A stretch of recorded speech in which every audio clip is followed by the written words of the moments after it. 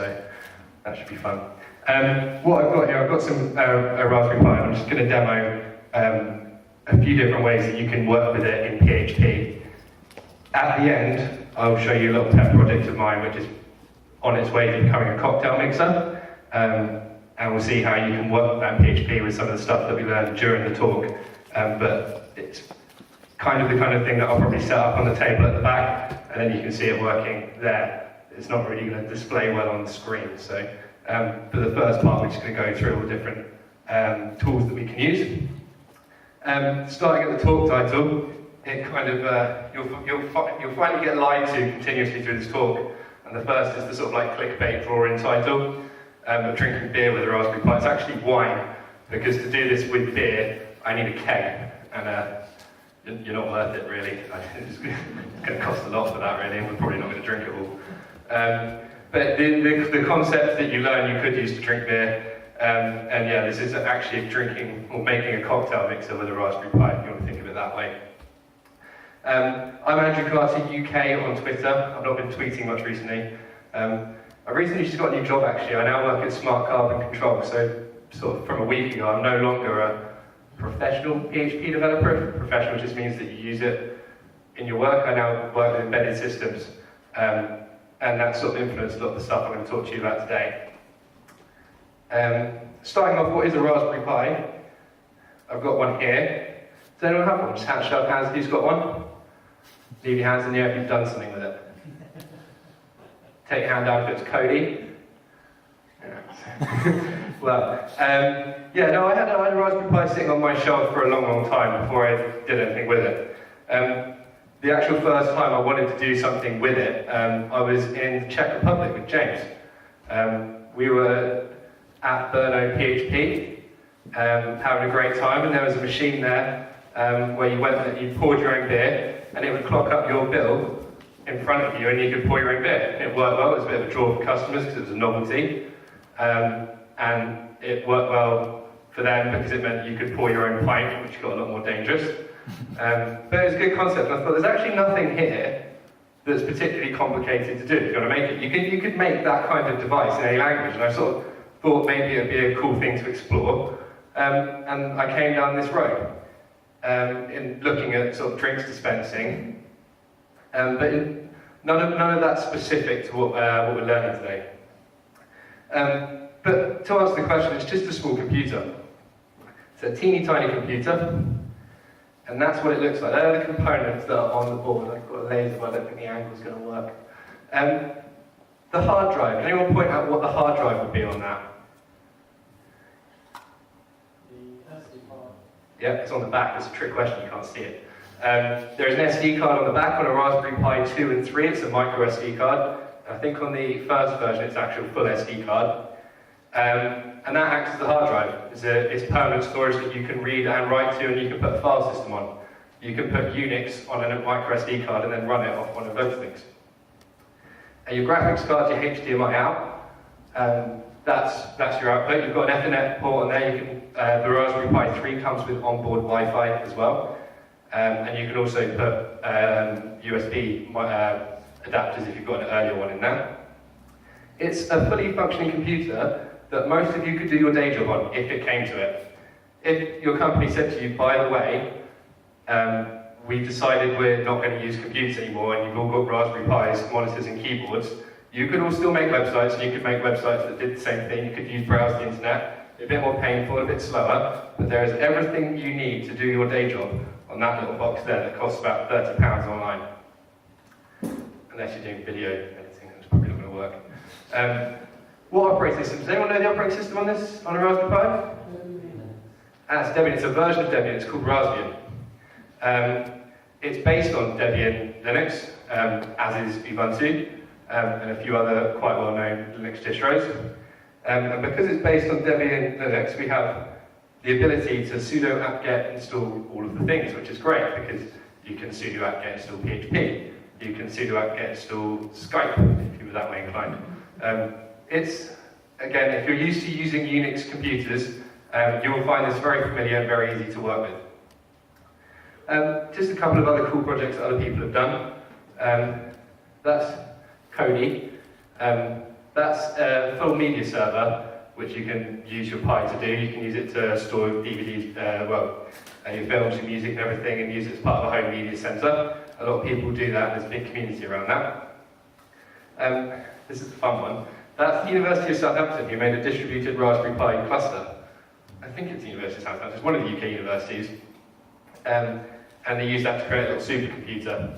I don't know if anyone's done any high performance computing here, but that's actually quite an efficient way of making a supercomputer, because when you're talking about high performance computing, you're actually talking about properly distributing your task across lots of cores. So stacking nodes like that in a distributed manner, if you can find a way to install processors that can signal properly amongst them, you can actually make quite an effective, cheap supercomputer. I imagine they've probably got cheaper ways of doing it than that, but a cool project nonetheless. Just some top tips when you're working with a Raspberry Pi. This is me learning lessons so that you don't have to. A lot of these lessons cost me a lot of time to bring to you today. First one is get a Raspberry Pi 3. I played around with a Raspberry Pi, the first version, for a long time, because when I was in uni, the 3 wasn't out, and it was a choice between the 1 or 2, and that sort of like £10 made quite a lot of difference to me. I thought that the amount of time I wasted that would have been saved if I had 2, I clearly hadn't thought it through. A Raspberry Pi 3 comes with onboard Wi-Fi, it has many USB ports. I think the first one I had only had 1 USB port, which meant you had to keep plugging in a mouse and a keyboard. And when I wanted Wi-Fi on it, I had to plug in a Wi-Fi adapter, but then I couldn't do anything because I didn't have a keyboard plugged in, because I couldn't SSH onto it, because I hadn't got the Wi-Fi adapter configured. And you can see what a pain that was, and then I had to buy a USB hub, and it would have just been easier if I'd got the Raspberry Pi 2 or 3 at the start. The only reason I could see for getting a low-powered Raspberry Pi is if power is an issue, and you don't want all the peripherals on board sapping the current because you've got it on a battery, it's outdoors in the woods somewhere. That's a good one. Give it a static internal IP address. Finding devices on a network is never fun.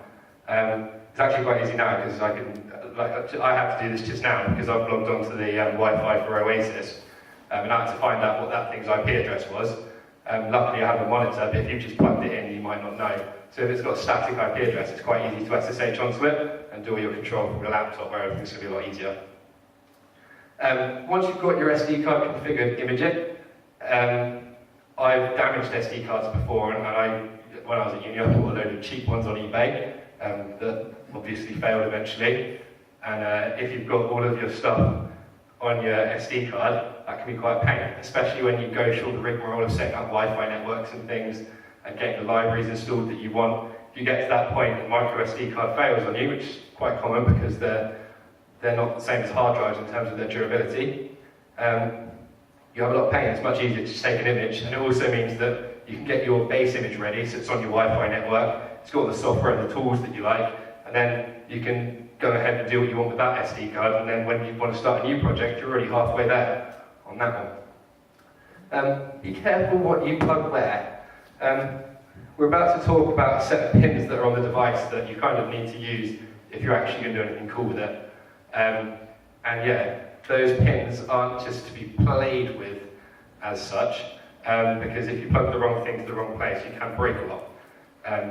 And in the first version of this talk, I was actually trying to use Arduinos to do some of the stuff. I don't know if you've heard about those.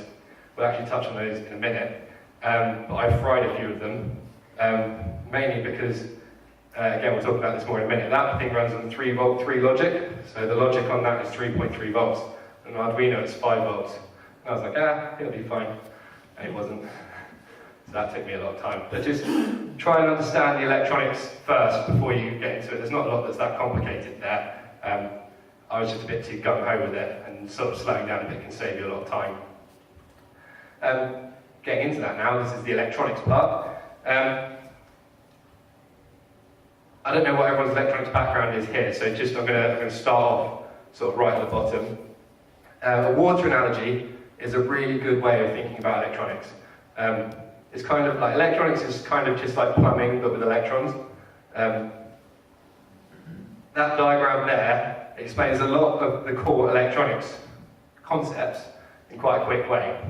So the high potential would essentially be the voltage, and that's the height that that water tank is raised off the ground. That's the amount of potential that that water has to do work as it comes down. The flow of the current is how much water is actually running out there. And the resistance is sort of linked to the size of the outlet of that pipe. If that pipe was a lot bigger, there'd be a lot higher flow, which would symbolise lower resistance. And a higher resistance would be a much smaller hole that allowed a lot less flow through. And obviously, the speed of the flow and also the amount of the flow that happens is linked to both the resistance and the voltage. What that water's doing as it comes down, it's doing work, it's spinning a wheel, and it's ending up at a low potential. So you can visualize a lot of that as electrons. V equals IR, which is voltage equals current times resistance, is probably one of the only electronics rules you'll need to know to do what we're talking about here. And that's because if you want to turn an LED on, and you know the current rating of your LED, you know how much resistance you have when you plug it into 3.3 volts. Because if you can't do that math, then you'll fry your LED. So you can use your LED to limit the amount of the resistor, to limit the amount of current that hits the LED. And you can do that by saying, well, I can only have 100 milliamps on my LED, and I've got 3 volts. So 3 divided by 100 times, or divided by 1,000, because it's milliamps, equals, and that's the amount of ohms that you need in your resistor, so that you don't fry it. Most of the electronics can actually just be thought of as digital, which is on or off, high or low. So on is a high voltage, and low is a 0 voltage. So with the Raspberry Pi, we're talking about 3.3 volt logic. So on would be a pin that's at 3.3 volts, and off would be a pin that's at 0 volts. Does anyone know what that stands for? General purpose input output. That's the array of pins that we've got up there. Now, those pins can be used as input or output pins. So if they're an output pin, we can turn them on or off, so we can set them to be 3.3 volts or 0 volts. And if they're an input pin, we can check them to see if they're 0 volts or if they're 3.3 volts. And just with that and that concept, we can do an awful lot. That's actually the labeling of those pins there. So some of those pins are 5 volts, because you will need to power some things that are 5 volts from a Raspberry Pi. And that bottom left one is the 3.3 volt pins. Some of those pins are ground. And the other pins can be used as general purpose input-output pins. Some of those pins have other purposes as well. If you want to do things like I2C or serial communication, there are some of those pins that are specifically designed to handle those kind of comms. And we'll touch more on that later. Kind of things you can have with outputs, so we've already said LEDs. Motors, you can drive simple motors from a Raspberry Pi. You'll find that that thing can only handle a few hundred milliamps, and some motors require a couple of amps. The pumps that run on there actually require about 1.5 amps to maintain spin, and initially it draws about 4 amps. So that means you actually have to power it separately, but you can still use the Raspberry Pi to send signals to turn on and off those higher voltage current circuits, just using those input-output pins being on or off. Inputs, usually we're talking about sensors. There are some sensors that are quite basic, so there's a flow sensor that's here, and that just sends out a pulse after a certain amount of fluid has flown through it. There are some sensors that are more complicated. Later on in the demo I'll be showing you a GPS sensor. And then I'll also be showing you an accelerometer, which is the kind of thing that you might find if you had a drone. And they can have obviously much more complex methods of communication, because just simply pulsing or turning a pin on and off after 100 milliliters flows through it isn't enough to communicate the data that they want to communicate. Combining inputs and outputs, you can get some quite more complicated, you can get even more complicated. That's a GSM shield that you can plug on top of a Raspberry Pi that will connect it to a phone network. And you can send and receive text messages using something like that. And it probably only costs you about, I don't know how much that probably costs, probably about 20 or 30 pounds. You can use it to make your own Raspberry Pi phone, or if you wanted to sort of have an intruder alert system, you can plug it on your Raspberry Pi and have a motion sensor on it, or a gun. There's lots you can do.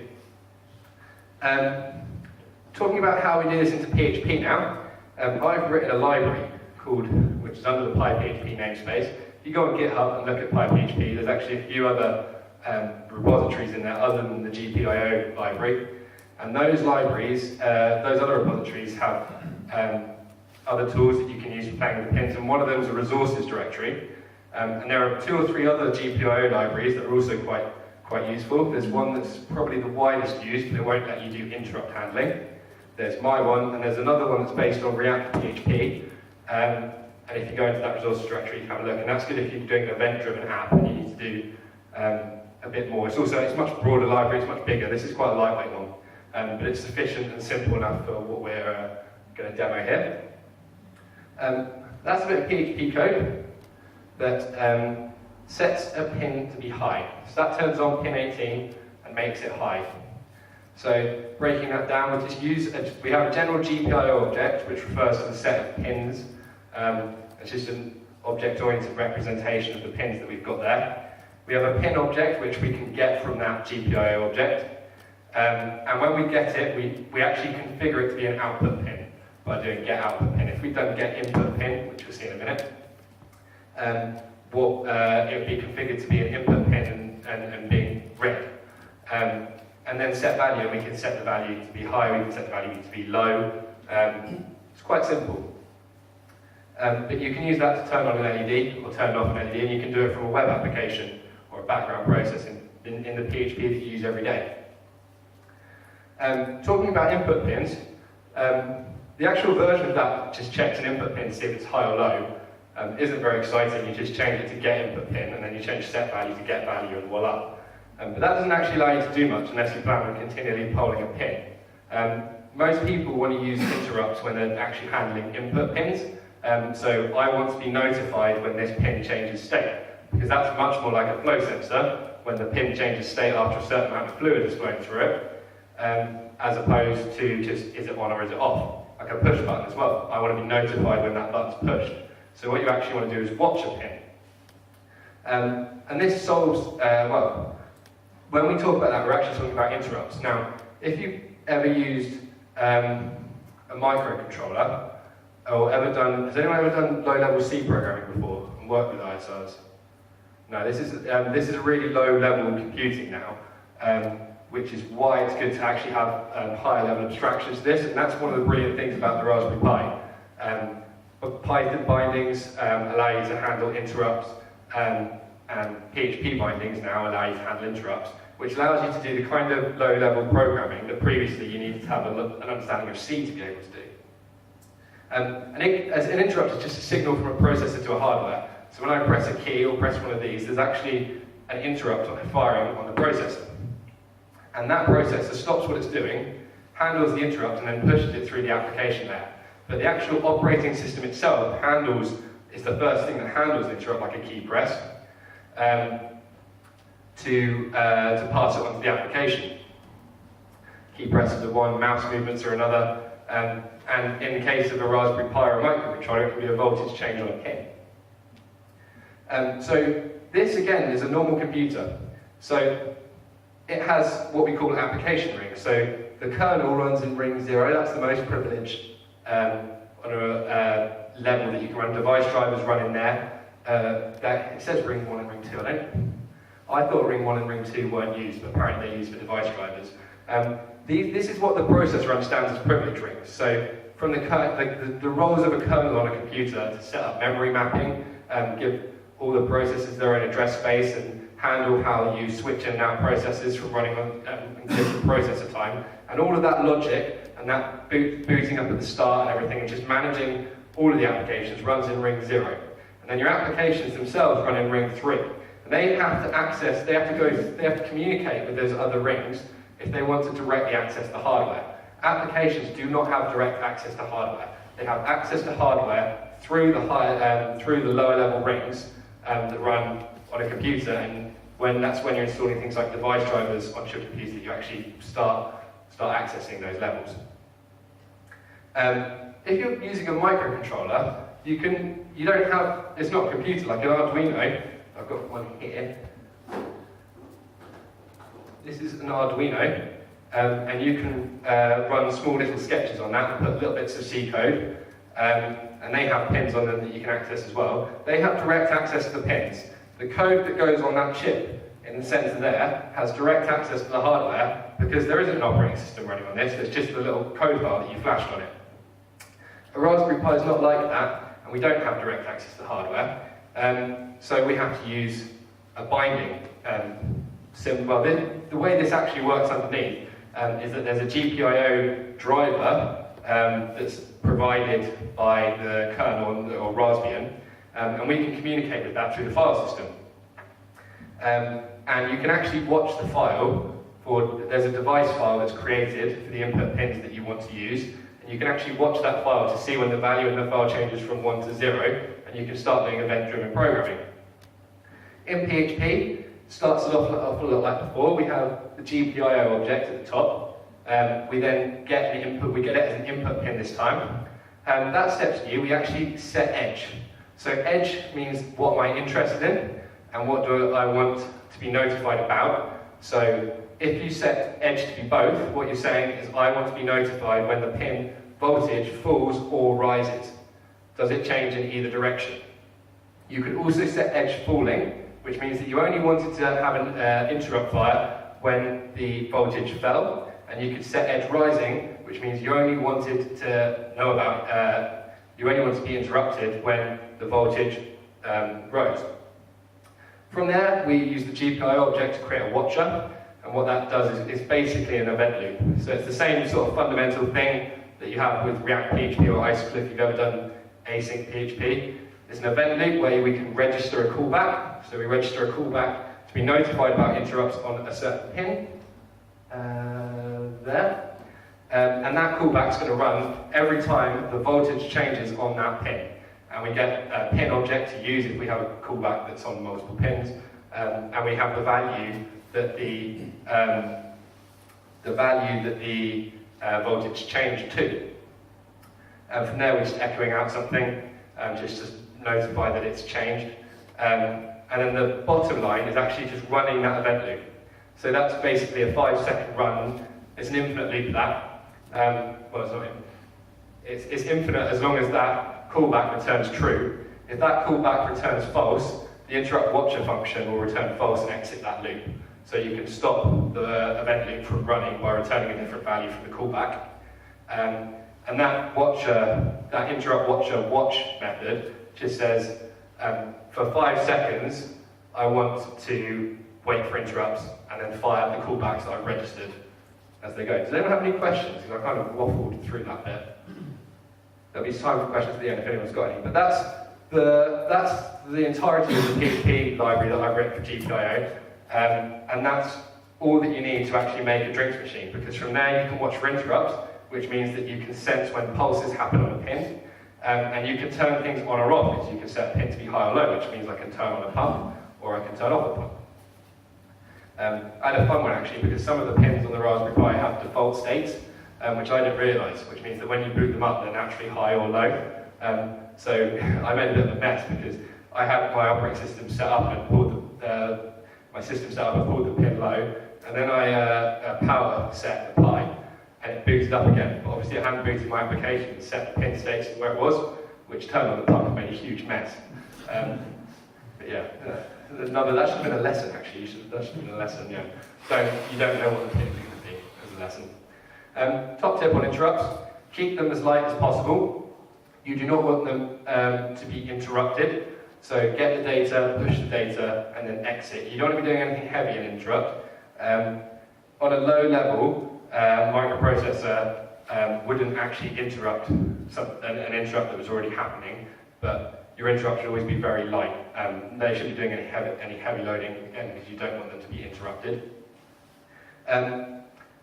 That's some simple input. So all we're doing there is just seeing if a pin's 1 or 0, or setting a pin to be 1 or 0. There are much more complicated, well not much more, they are more complicated than that, but they're not necessarily hard to understand, ways of communicating with the Raspberry Pi. If you're plugging sensors and things into it, you may be plugging them in, say, as a serial connection.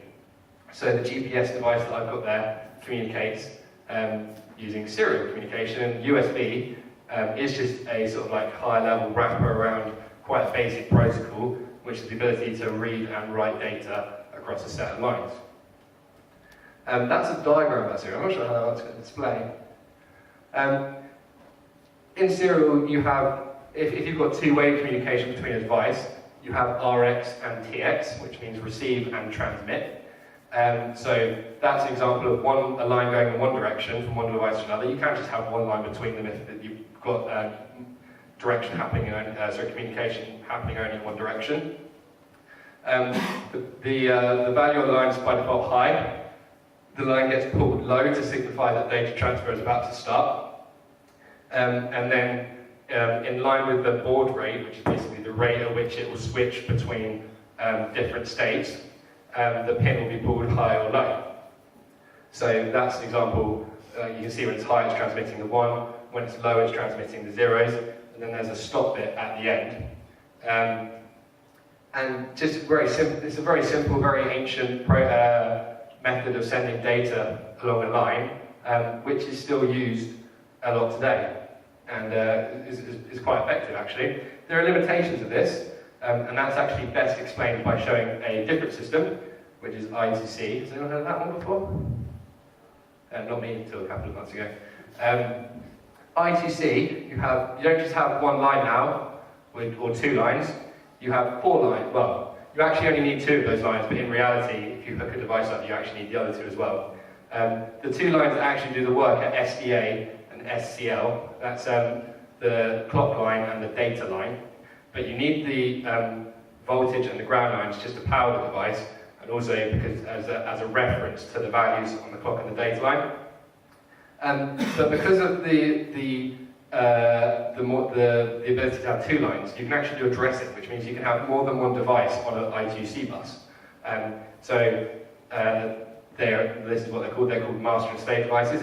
You always need at least one master on a bus, and then you can have as many slaves as you want. So conventionally, you'd have something like your Raspberry Pi as a master, and then you'll set up a load of slave devices, and things like sensors generally can only act as slave devices because they don't control, they are controlled. So, I mean, there they've got an example of a digital to analog converter and an analog to digital converter. And they've also set up an Arduino as a slave there as well. But each of those devices on the bus will have a different 1-byte address. And before you say which device, what you're doing, you actually sort of write out to the data line what address you're talking to, and then all the other sensors that aren't that address know to shut up. And the one that is that address goes, ooh, me, and then reads what's happening next. That's an example, that's an oscilloscope that's reading now. So the blue line there is the clock line, and that's just showing the rate at which the communication is happening. So every time that goes up or down, that just signifies that it's moved on to the next step of that line, and that's the data line. So the first part of that, those are just 0s and 1s that are getting sent, and you can tell basically when the line's low, voice going, you can tell when the line is low, basically what value it is up there, and that's an example, that's the data that has been written. So the first part of that would be the address, which says I'm talking to this sensor, which means that each different device has an address. So there's an address for the accelerometer, which is like 0 times 6b in hex, and that is the address for that type of accelerometer that I bought. And when that's the set of bits that's written to the line at the start, it then reads the next set of bits. And that set of bits could be, if it starts with a 1, it means I'm reading. If it starts with a 0, it means I'm writing. And if it reads an address, then after it's written the address of the register that's reading, the device will then come on and then write the value. So if I might read the register for the X position on the axis, and then it would write that back in the last part of that on the data line. And if I was writing, well, if it was say it was an LCD screen, I might write what I wanted to put to the top left-hand corner, and then it would then read the next set of bytes that came as well. It's quite if you want to understand how it works in terms of voltages on the line, it's useful when you're plugging stuff around. But all you need to know actually is just that you connect the lines which say SDA and SCL to the bits on the board that say SDA, SCL, and then you can read and write values to it. And it will help when I show you some of the code that's actually on there. You can see how that works. Demo time. This is where it's going on. Do we still have the pie? Happy days. Right. To actually, the first thing I'm going to show you here is Raspberry Config, which is a configuration program on the Pi which you can use to enable and disable different things. Things like SSH by default is not enabled on a Raspberry Pi, and there's a very good reason for that, which is that the login is called Pi and then Raspberry. So if everyone SSH was enabled automatically, then there'd be a lot of people getting hacked because not many, like I think I have on this SD card I run a lot of SD cards which just use the default login because I'm just playing around with them. So yeah, again, I'll just show you how you actually start that up. Sudo Raspberry config. You actually can't do it, it whines at you if you don't do it in sudo, but it never complains about actually doing it. So on the advanced options, you can come down and you can see how you would enable, is that actually shown right? Come on screen. Yeah, you can see how you would enable or disable SSH. You can see the other things that you've got in there. You can enable and disable I2C, which we just talked about, and you can enable and disable serial. If you're using serial on the Raspberry Pi, be careful on the 3, because they actually took off the serial that was mapped to GPIO pins and put a worse one on there that didn't work. They have two serial lines on the microprocessor, and one of those serial lines is the main serial line, which is quite powerful, can do lots of things like low power comms, and the other serial line is worse, and it was before that the other serial line went to the Broadcom chip, one of the Wi-Fi chip. And then in the PUT 3 they switched it around, so they put the worst serial bus, or the lower powered one, it was like mini UART, on the GPIO, and it didn't run at the right clock rate, which meant if you actually tried to read serial data off it, it wouldn't, as the processor speed adjusted on the Pi, because the Pi adjusts the processor speed to change power consumption, it would change the rate at which it was reading the signals on the serial, which meant that you'd get a lot of rubbish through, which is very painful, and took a lot of people a while to discover, but it's actually, there's ways of fixing it. But generally, I would recommend if you're doing serial communication, to get a little device like this. This has just got some, this has got the receive and transmit line on it, and it will convert that to a USB, which you can then just plug in. You don't have to worry about pins and things. It's a lot more, it's powered.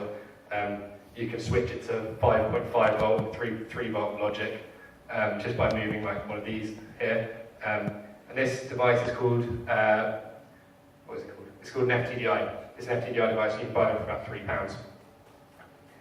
I'll show actually, at the end, I'll get everyone up to see some different stuff, because I'm introducing quite a lot of different technologies. Some of this might ring bells and you think, oh, I've got some devices that I can communicate with like that, and then I'll show you what different parts are.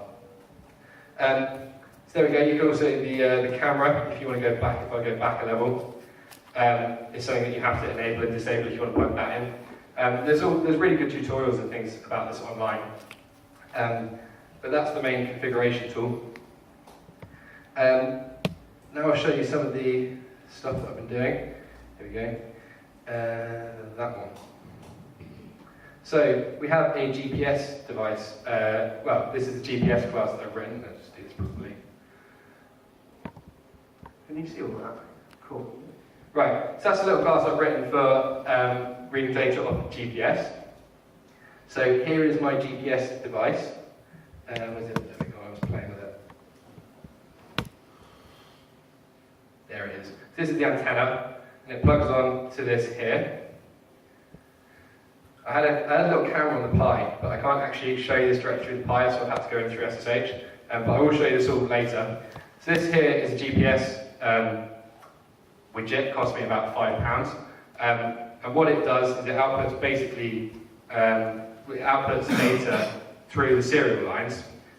Two of these wires are power and ground, and the other two are receive and transmit, which we only actually use the receive line because as soon as you power it, it just sends information about its position constantly through the serial line, which you can read. And this is a class that actually passes that. When you read that, there's nothing complicated about it. Because the Pi understands serial communication, all of the stuff I was showing you about the lines going up and down, you don't need to know that. It's useful to know that because you need to fix stuff every now and then.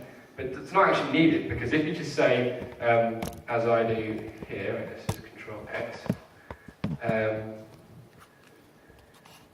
when I'm talking about the GPS, I just do, just say what the device file is, which I'm saying it's on USB 0.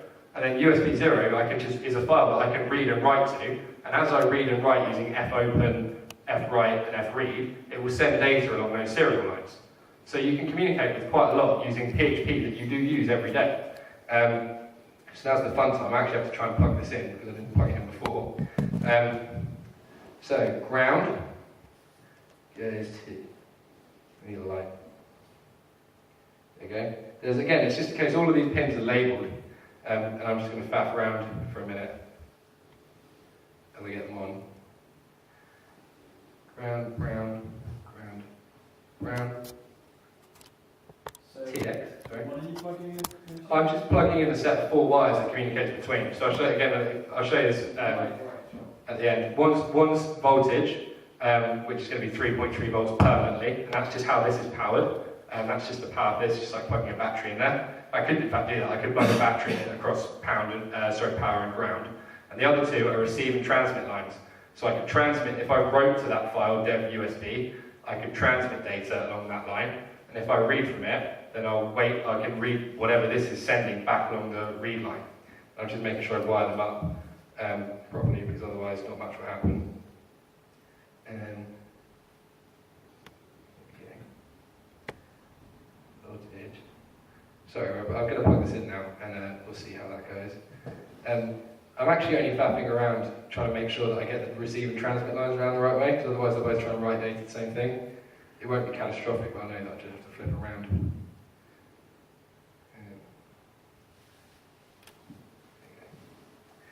And I'll actually show you on Unix first, that data coming through. Some of you are probably asking, that's all very good, but how does it help you drink beer? And the answer is it doesn't, but if you strap it to a keg, you know someone stole it. Cool. So, just have lights away in a second.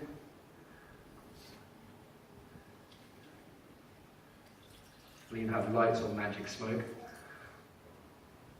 Right, so if I now do cat dev USB,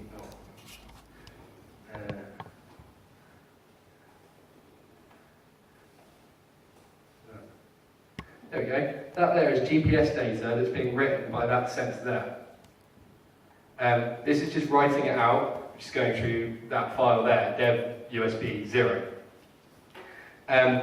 So some of these lines are rubbish, I don't know what they are. We're actually only interested, here we go, in one of those lines. And that line is where it says GPGGA. Let's see if I can point that out. That there is GPS fixed data. So the first thing there is the time, that's 7:34:52 UTC, that we'll watch on. It's not far out. So actually that's probably more right.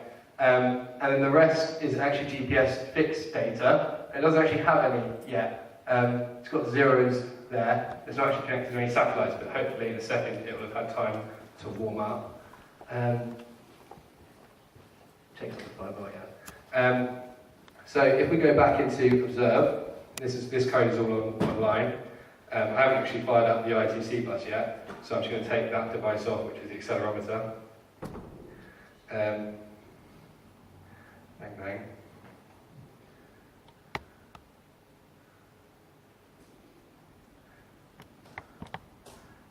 Run my PHP script. Oh, we haven't got GPS fix. So that there is updating every 5 seconds. I'll show you a bit more of that code in a minute. So it's got the time there, it's got latitude, longitude, the quality, and the number of satellites that it's bound to. We're only 2 meters above sea level here. That's scary, isn't it? It was about 70 when I set off, halfway up the M3. But yeah, that's live data. So you can, in PHP, read a GPS signal from a device that you plugged in on something that fits in the bottom of a car. So you can do all sorts of cool things with that. You can do all sorts of creepy things with that. But focus on the cool ones. And yeah, that's the serial line. So all I'm doing in that class, in that GPS class, I'm saying it's got parameters that I've taken here, which is the file that we want to read data from. I'm doing some parsing with some methods. So I'm just saying I've got a general function there, which I can say I want to read the we saw the GGA lines that came out on that dev monitor. I'm only interested in the GGA lines, and then from the rest of it, it passes all the information it needs. So I can set a new method quite easily to read some of the other stuff that came through on there, because I think it can do temperature, it can do all sorts. And it can actually send you messages that it received directly from the different satellites that it's communicating with. And now I'm just converting the coordinates into ones that we're familiar with, and the different parameters. And yeah, it's just a case of string passing. I'm not doing anything special. I'm not saying set that pin high, set that pin low. That's all handled by the Raspberry Pi, which knows how to talk serial communication. All I'm doing is opening a file and then reading the lines that get written. It would actually be a lot more complicated if that wasn't using a protocol from like America in the 60s to actually transmit the data that it read. So the last one, before I actually move stuff to the back, because I don't really want to get their stage messy, with the laptop pouring, is the I2C one. Now, where's that gone? Here we go. This is a little accelerometer. I actually think this one's broken because the data it gives me doesn't make any sense. But it does give me data. It does have an address and everything on the bus. Now, this, how do I plug this one? Here we go. Again, it has all those different lines. It has a voltage line. And the 4 lines that we saw on the on here, it's got a voltage line, which is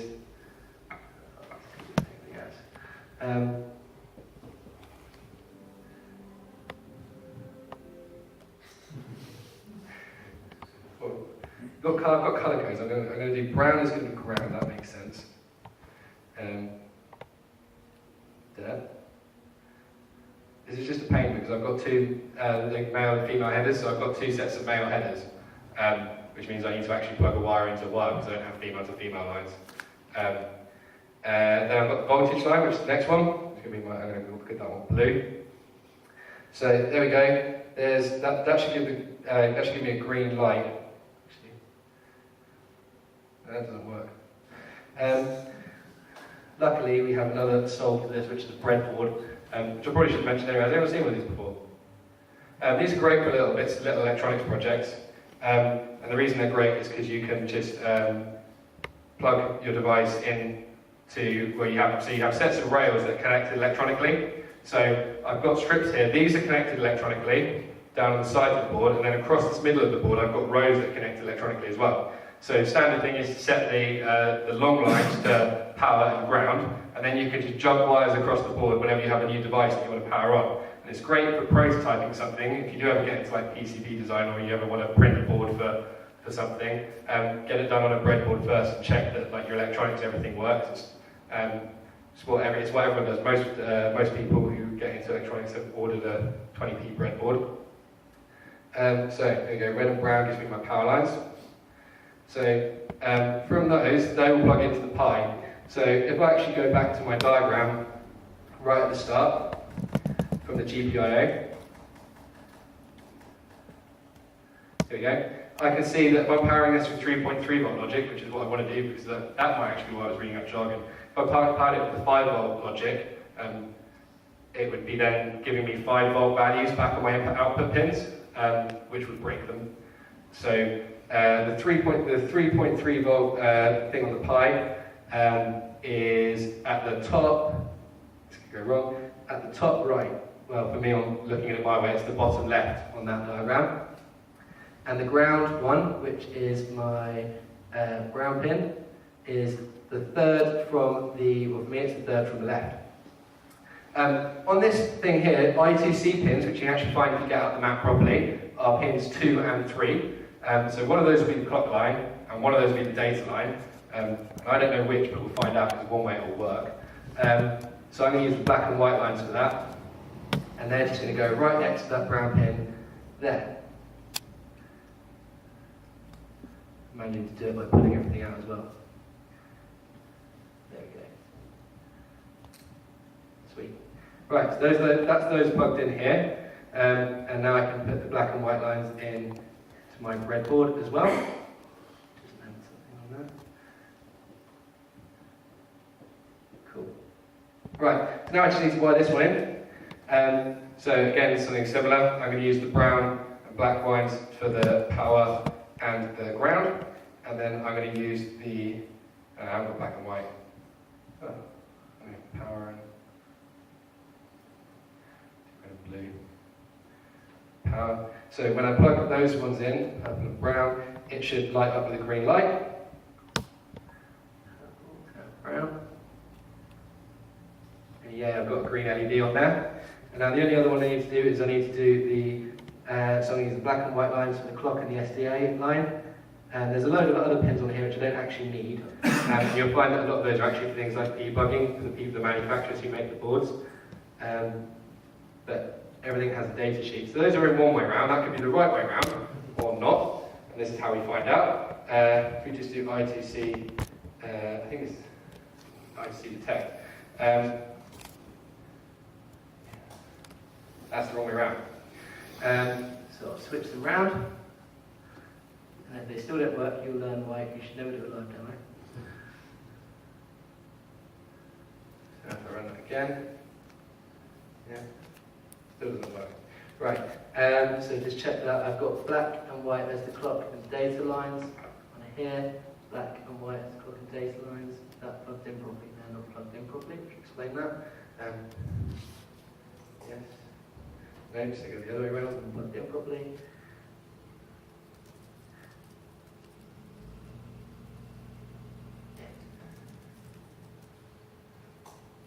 Oh, well, there's the live demo brewing. It's got green light on it. The only thing I think of is that those aren't the right. I've not got them into 2 and 3. It's the 2 and 3 that I've got them into. See, this is why, and I could have damaged it by plugging that in the wrong place. Could have been like writing all sorts. I'm not even learning my lessons. There we go. So you see the devices there, they're hex numbers, so hex rows on the bottom and on the top. It only goes up to 77. There are some that are reserved, but it basically doesn't use the last bit, because the last bit is read or, I don't know what it is. No, that's on the addressing. On the addressing space, they only use that as well. Some of those bits are reserved for things. And you can do some things like some of those devices, because in case you get two devices that have the same address and you want to communicate with them intentionally, some of those extra pins that I've got on there can actually be used to give it a different address on the bus. So that if you pull a bit high, then it adds a 1 to its address or something, and changes what its address is, which means that you can get devices with the same address out of the box on the same bus. I2C detect is you can actually you can install those things by doing things I2C utils or something. There's a set of utilities which gives you those different commands, which means you can communicate with I2C devices. But how I actually communicate with them, well, it is through those commands. I've got an abstract class for any I2C device. So it takes in the bus because you can have multiple I2C buses on there. So each bus is those 4 wires. And you can have multiple sets of those, which is using the default one, which is number 1. And then you can have each device have an address, so you say what address the device has. And I've got some wrappers for Unix commands. So I2C get is a command for reading an address, for reading a register on a device. So we've got registers and addresses. The address is like the device's address, and then each device will have a set of addresses that you can read and write from. So this device has the address 0 times 6A, and there's lots of other registers on that device that you can communicate with, because it's an accelerometer. It's got at least an accelerometer in that direction, and in that direction. So straight there's an X, Y, and a Z axis that have different values which you can read from, which means you can actually handle quite complicated devices with just those 4 lines of communication that I've plugged in there. So I've got I2C set and I2C get, which just gets a register, and then you can also write to a register. That's all you need to be able to communicate with an I2C device. My MPU650, that's the name of this accelerometer, and that extends that I2C device class, and then sets in, well, it has the default address of the chip, which we've seen is 0 times 6A, and then I've got the gyro and accelerometer addresses on there as well. There's another address there which is the wake-up address, because by default that starts in a low power mode, where it's not actually doing anything. You can't communicate with any of the addresses, so you actually need to wake it, which is that wake method, which just writes a 0 to the wake-up address, and that turns it on and makes all the other addresses active. Get gyro data is just read the different, so getting a word, difference between a word and a byte. A word is 2 bytes, a byte is 1 byte. So we read the X, Y, Z addresses for the gyro and the accelerometer as words, because they are 2 bytes, which means they actually take up 2 addresses. and then just scale them as it says how to do in the data sheet. And then we can tell how that thing is accelerating and what angle it's being held at. So if I go to my observe program, I'm going to just uncomment out my I2C logic.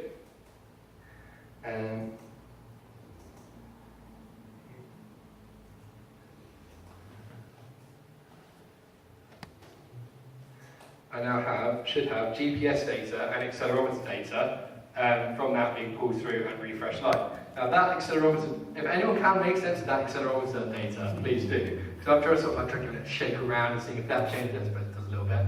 But I don't understand why it changes when I don't do anything with it. Which to me means it could be broken. It could be broken because it's a Chinese component that I bought for about £1 on eBay. eBay's great for all this kind of stuff, actually. I'm not really selling it well. But it could also be broken. It might be that I'm giving it 3.3 volts, it needs 5 volts.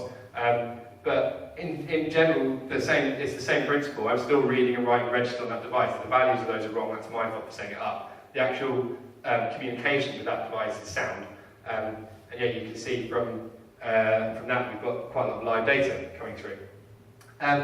So that's all in addition to actually how we can drink beer with this. But how much longer do I have, James? 10 minutes? 10 minutes, okay. What I'm going to do at the end is I'm actually going to move this to the back. I was just trying to show you how to... I didn't actually have the I2C and serial stuff in earlier versions of this talk because you can't do everything that I've got with the pump and the flow sensor. You can do that all just in PHP without having to talk with Unix device files and things and just setting a pin on or off. It's not very interesting and it doesn't provide much inspiration how to do things, or how you can do other cool projects. And yeah, we'll get onto that in a second, and I'll set that all up at the back. But that's all of the PHP side of things, and that's all the actual technical information I'm going to give you today. I'll go back onto the slides for a split second before I wrap up and move everything to the back. Cool. There's a link there to the GPIO library, which has that wrapper that you can use to communicate with the pins. I've got a joined in link here for the talk, so if you could give me, I've actually given this talk again in, where are we going? Right blank. We're going to Bulgaria, James and I. And I'm giving this talk again, and I'll be sort of showing this thing. My aim is to try and get that on a plane. It's going to be really difficult because, as you can see, the capacitor bank I have there looks a lot like a bomb, which terrified me last time I went through because I took the same setup to PHP Day. I'll explain a bit about how this works at the back, but fundamentally I don't need the slides anymore for that. I just need a place which I can afford to not get messy. It is a case of there is a pin on here which will pulse. The electronic setup I've got here has got a pin that will pulse every time an amount of fluid flows through that sensor, and I've got a pin that I can use to turn on or off this pump. It's all powered just from a 12-volt power supply that I put in there. That powers the motor directly, and I've got a transistor which I can use to turn that motor on and off from the Pi, because that's 12 volts and lots of amps, and that's 3 volts and not many amps, so I would fry it if I tried to do anything directly with the logic on there. I can show you that transistor setup at the moment, but it's just, again, all of this stuff, all of the components on here are actually quite cheap. The pump was about £6, the flow sensor was about £1.50, transistors you can get a pack for about £1.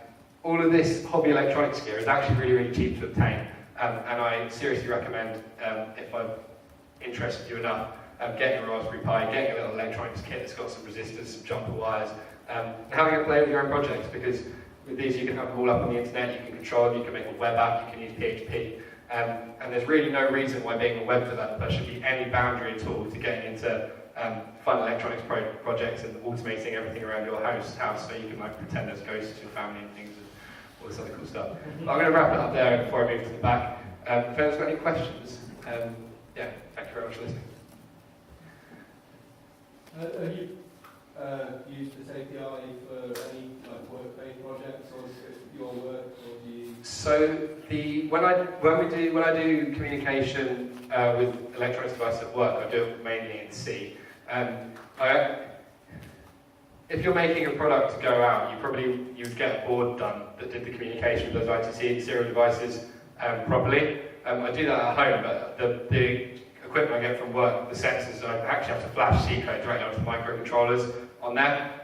I explained a bit why that's better. So if you remember back when we talked about interrupts, detecting pin voltage changes, when you write code as a microcontroller, you have direct access to that hardware. So you can set interrupt service routines, which are invoked by the actual processor itself when a pin voltage changes.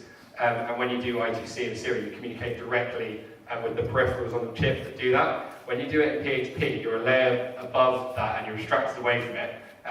Just the rate of interrupts that you could get through in PHP is much lower because it has to go through the application layer than what you would get if you were on a chip directly. So what we use Raspberry Pis for is generally a server. So we have a serial line between the Raspberry Pi and the some of the electronics devices. So you can actually you can set up an Arduino and have it connected via USB or serial to your Raspberry Pi. And if you can use we actually use the Raspberry Pi to communicate back to the outside network. So we use the Raspberry Pi to connect data from all the devices we have running embedded software, and then communicate that back out because it is a functioning computer. So we use it to do computer tasks and program it like that. So I don't really use the GPIO library at work.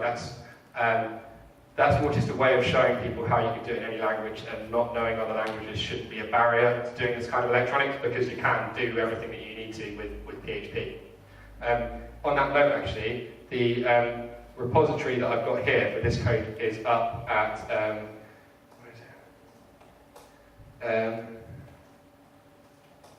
there you go. You see the URL there. It's github.com/AndrewCarterUK/Pi Raspberry Pi demo. You just go to Andrew Carter UK on GitHub, you'll see it's my most recent repository, and that's got all the code in there for handling the serial and I2C devices. But other than that, if you just want to play with the pins and things and do turning things on or off, it's on the GPIO library. Any other questions? No, cool. In that case, thank you very much for listening. I'll set that up at the back, and you can see how to play with it. I've probably taken up, I think I've gone well over my hour now, but hopefully some of that information's been conveyed. So thank you very much. Yeah, I'll drink it a bit.